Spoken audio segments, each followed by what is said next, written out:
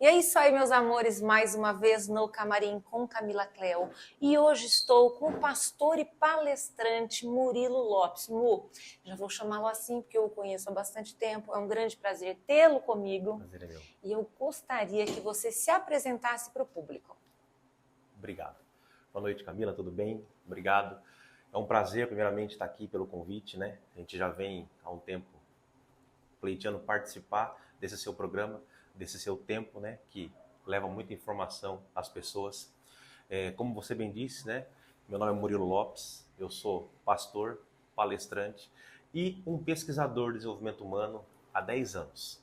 Eu venho pesquisando desenvolvimento humano, comportamento humano, e com isso me fez mergulhar em algumas leituras e pesquisas, onde a ciência e a fé acabaram que me trazendo uma lucidez muito grande do que é o desenvolvimento humano, né? O que é o ser humano. E eu costumo dizer atualmente que alguns seres humanos, ou na sua maioria, desaprenderam a viver.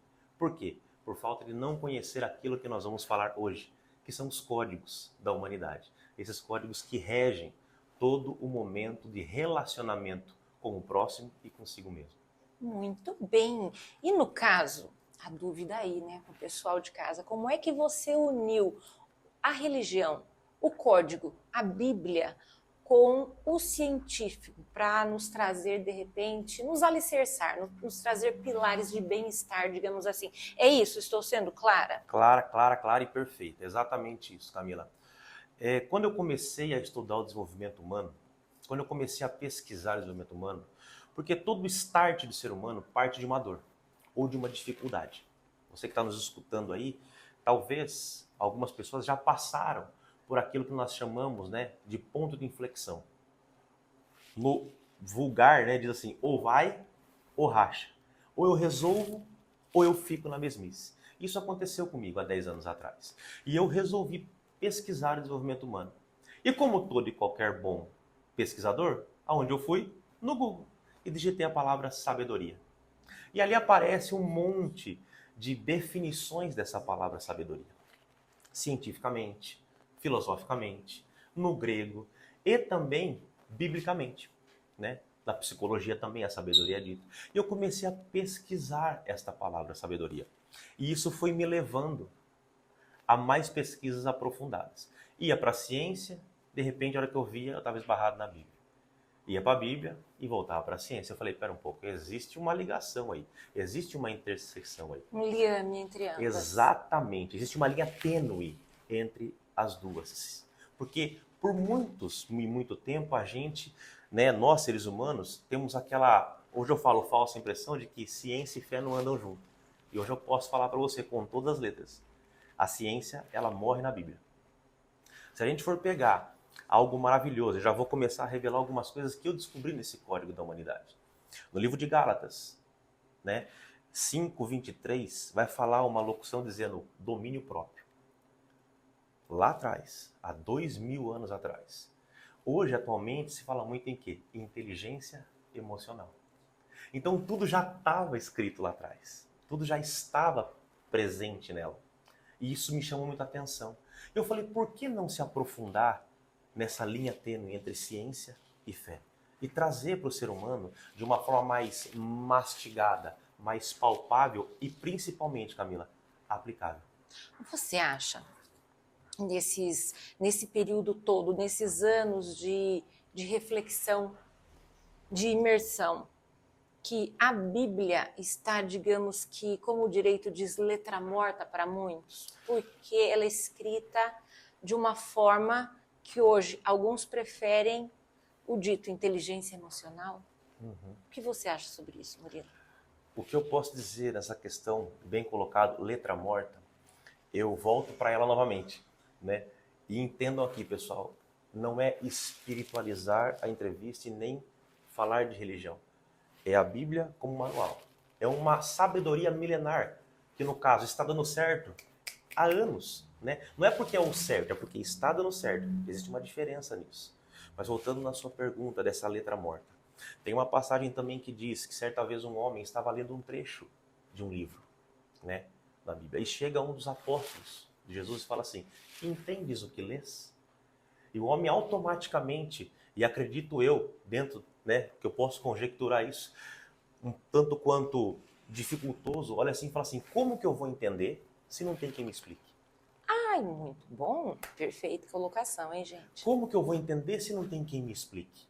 Então, o que eu posso dizer? Eu não digo que a Bíblia seria uma letra morta, mas quem a manuseia talvez não tenha essa destreza de pesquisar o que realmente ela quer dizer e extrair dela pérolas e diamantes para entregar para as pessoas. Então seria mais ou menos isso. Não digo a palavra, mas quem manuseia ela.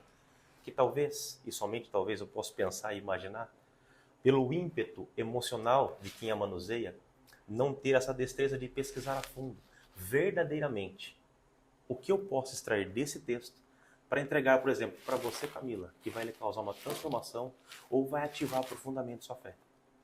Perfeito, porque na casa da gente todos temos uma Bíblia, não é verdade? No criado mudo, pegando pó, com um tercinho em cima. Não é assim? É.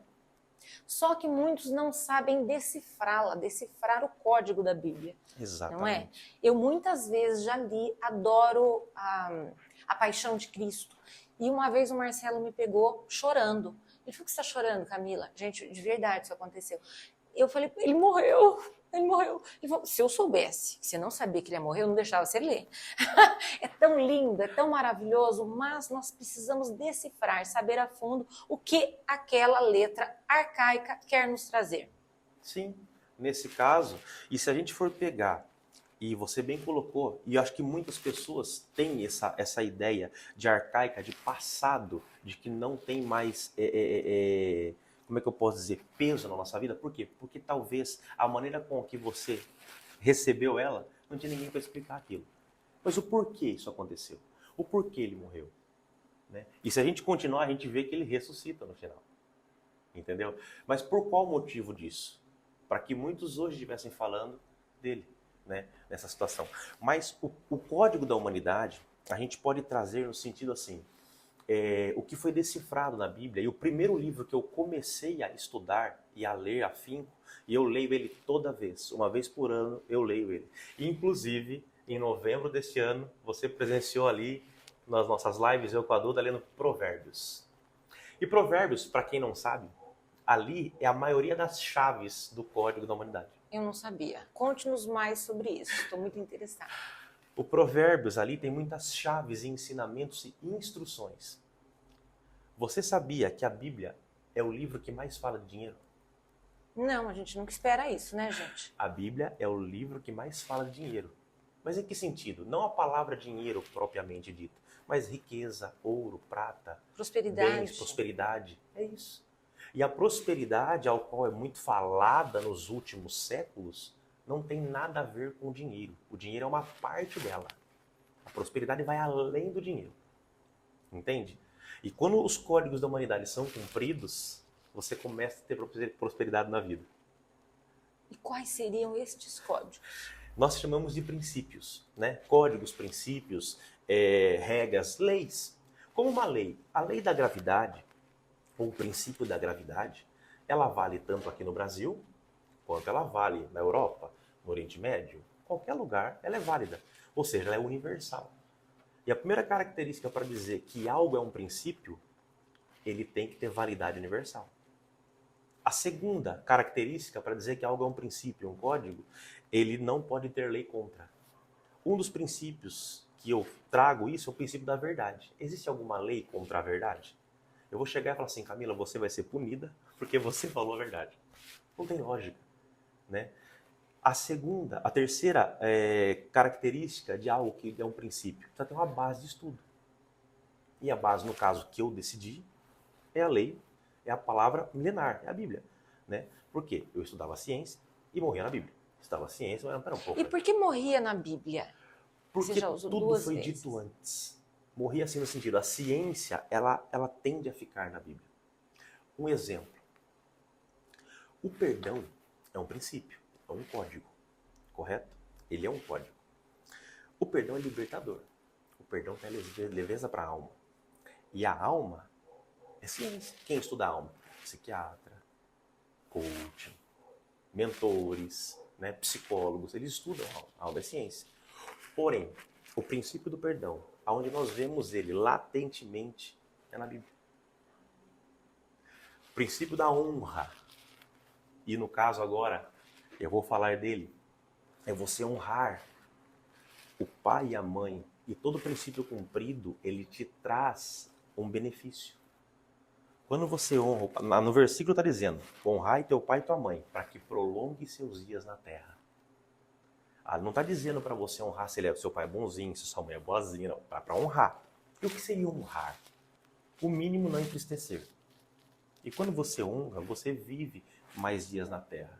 Então aqui tem a ciência. O viver, a longevidade, a ciência está falando muito. Mas espera um pouco aí, tem algum princípio, algum código milenar, algo que tenha a espiritualidade, a fé envolvida nisso? Tem. Qual é? Honrar pai e mãe. Esses segredos que eu fui descobrindo ao longo do tempo e fui aplicando na minha vida. Fui aplicando, fui passando para meus filhos, fui passando para a igreja, para aquelas pessoas que vêm próximo de mim. Então esses códigos da humanidade são algo que é possível aplicar. Parece muito óbvio, né, o que eu falo. Verdade, honra, perdão, o amor. O amor é uma decisão. O amar é uma decisão. Eu decido amar. O amar é mais ação do que sentimento. Eu não sinto amor, eu amo porque eu decidi amar. Será? Oh, perfeitamente.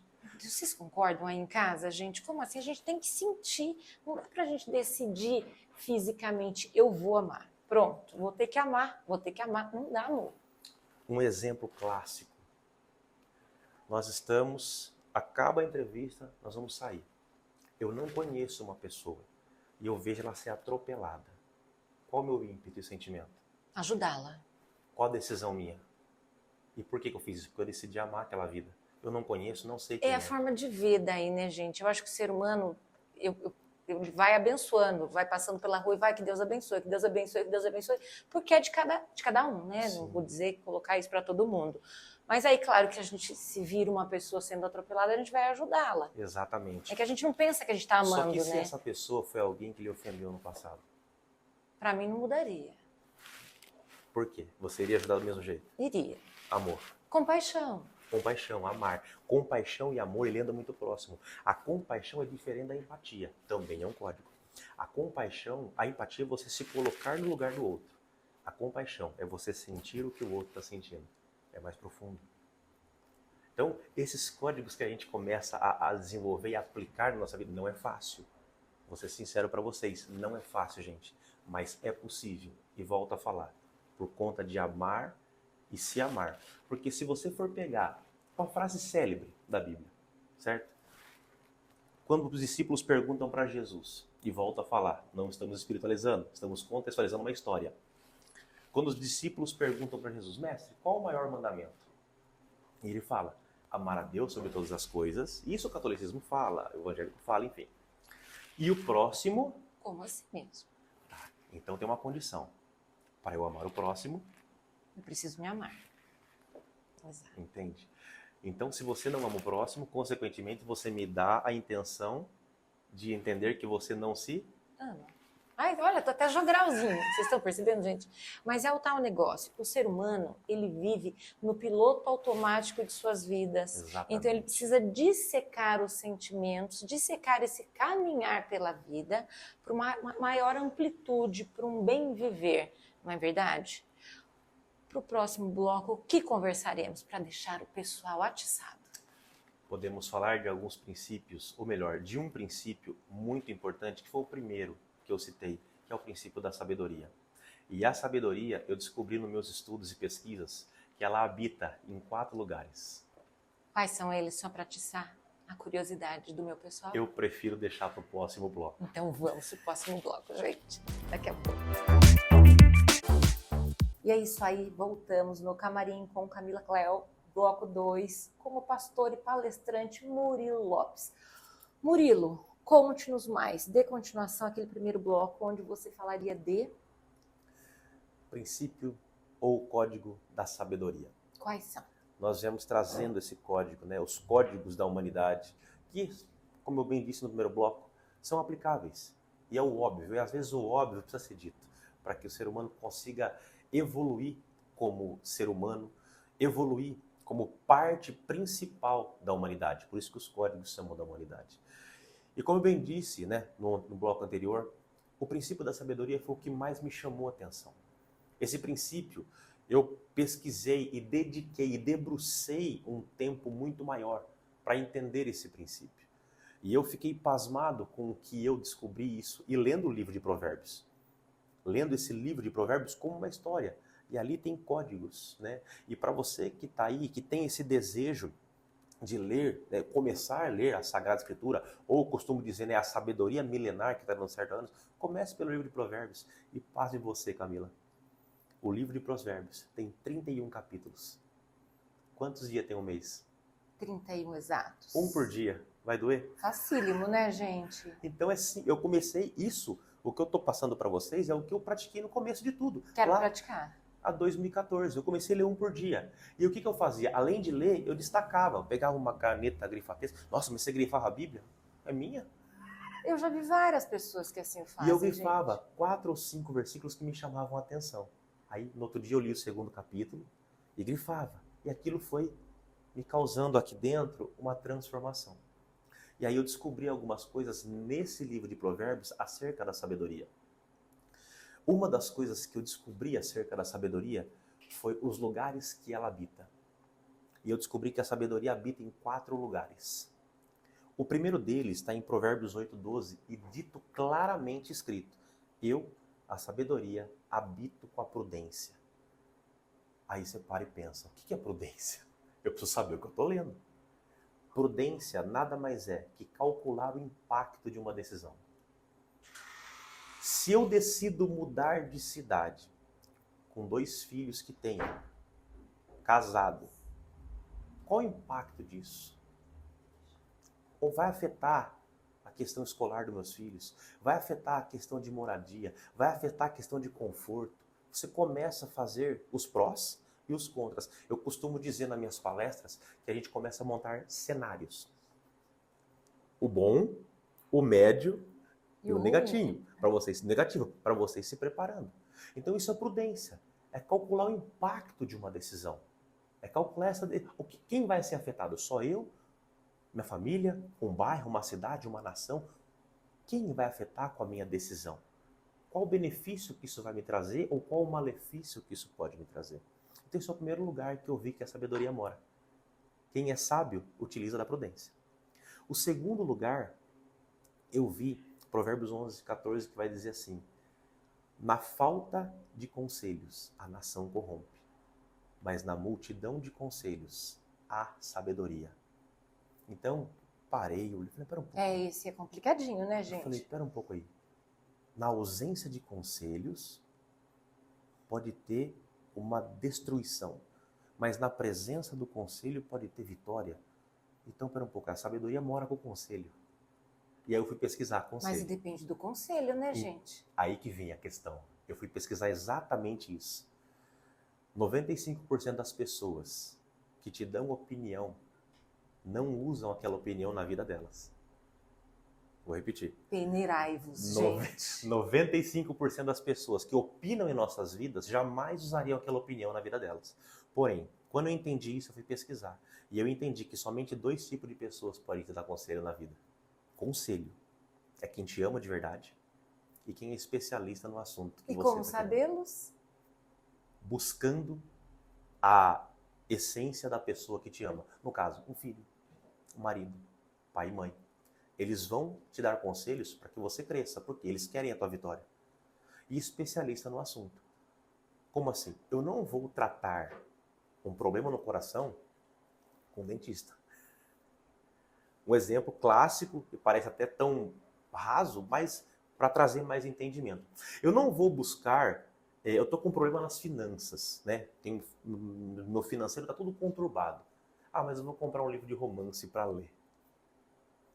Né? Então, Descabido. Não, descabido. Você não vai ter conselhos de finanças ali, você vai ter conselhos de romance. Então, é algo assim meio complicado de você tentar resolver buscando soluções em conselhos ou opiniões que não vão te ajudar. Então, assim, 2 tipos de pessoas, quem te ama e quem é especialista no assunto.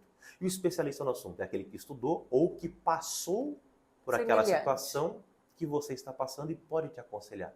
Ó, não vai por esse caminho, não age desse jeito, não fecha contrato com essa pessoa.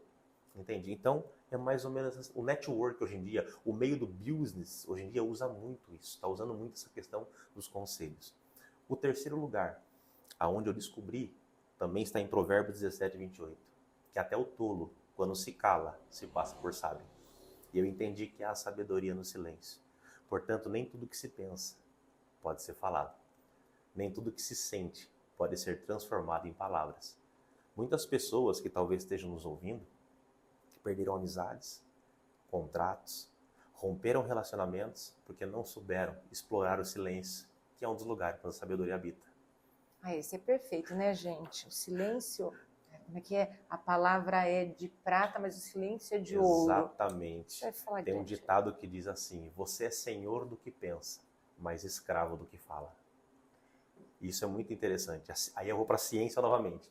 A ciência fala que 76% das angústias que temos é pelo que falamos, não pelo que falam da gente. Então, o silêncio, ele é ouro, ele é uma pedra muito preciosa. Então, assim, dois tipos de pessoas, quem te ama e quem é especialista no assunto. E o especialista no assunto é aquele que estudou ou que passou por aquela Semelhante. situação que você está passando e pode te aconselhar. Ó, não vai por esse caminho, não age desse jeito, não fecha contrato com essa pessoa. Entende? Então, é mais ou menos o network hoje em dia, o meio do business hoje em dia usa muito isso, está usando muito essa questão dos conselhos. O terceiro lugar, aonde eu descobri, também está em Provérbios 17, 28, que até o tolo, quando se cala, se passa por sábio. E eu entendi que há sabedoria no silêncio. Portanto, nem tudo que se pensa pode ser falado. Nem tudo que se sente pode ser transformado em palavras. Muitas pessoas que talvez estejam nos ouvindo, que perderam amizades, contratos, romperam relacionamentos porque não souberam explorar o silêncio, que é um dos lugares onde a sabedoria habita. Ah, esse é perfeito, né, gente? O silêncio, como é que é? A palavra é de prata, mas o silêncio é de ouro. Exatamente. Você vai falar Tem um diante. ditado que diz assim: você é senhor do que pensa, mas escravo do que fala. Isso é muito interessante. Aí eu vou para a ciência novamente. A ciência fala que 76% das angústias que temos é pelo que falamos, não pelo que falam da gente. Então, o silêncio, ele é ouro, ele é uma pedra muito preciosa. E o quarto e último lugar, eu não achei no livro de Provérbios, eu achei no livro de Jó, que todo mundo conhece. Ah, é paciência de Jó, né? Temos que ter a paciência de Jó. Que os Explique a avós paciência falam, de Jó para o né? pessoal. Na verdade, a paciência de Jó é a história de um homem que teve, ele, naquela época, ele é contemporâneo de Abraão, então vocês vejam. E uma curiosidade bíblica e teológica, tá? Porque eu também fiz teologia. Jó é o livro mais antigo da Bíblia, não é Gênesis. Eu tô no Gênesis, eu comecei a ler, eu tô no Gênesis ainda, Muito bom. gente. Jó é o livro mais antigo da Bíblia. E Jó é a história de um homem que era muito rico, muito abastado para aquela época, e chegou um tempo em que o inimigo, no caso, né, Satanás, estava Deus reunido e Deus lhe trouxe o nome de Jó na reunião.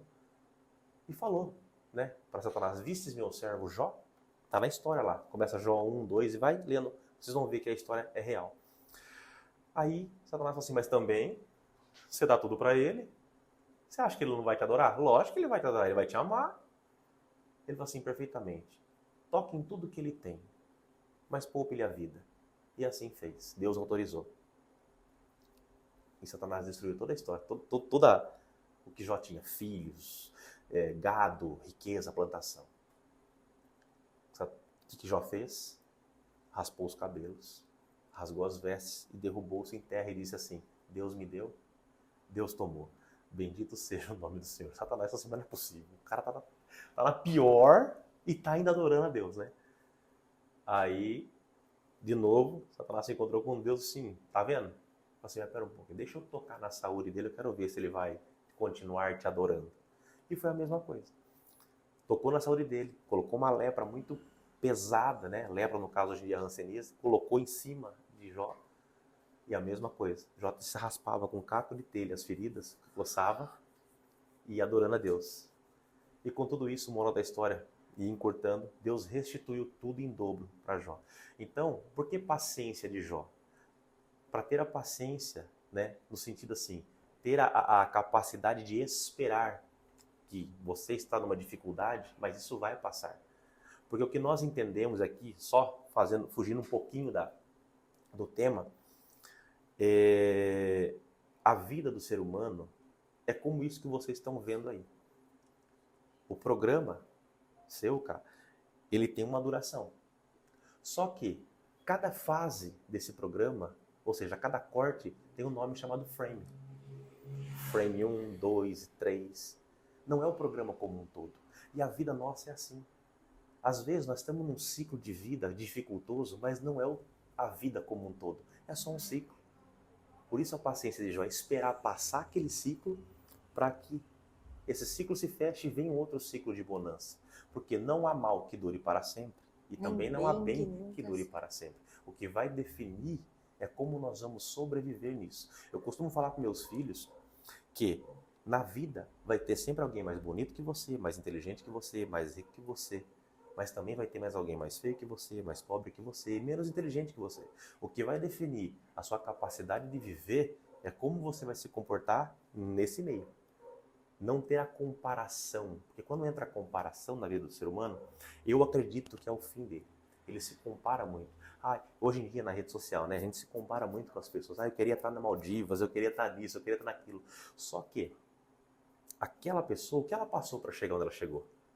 Entende? Então, dentro desse livro de Jó, eu descobri a última dos lugares, que é na eternidade, que a verdadeira sabedoria, ela habita com Deus. Muito bem, perfeito, gente. Uma verdadeira palestra, não é? Imagina.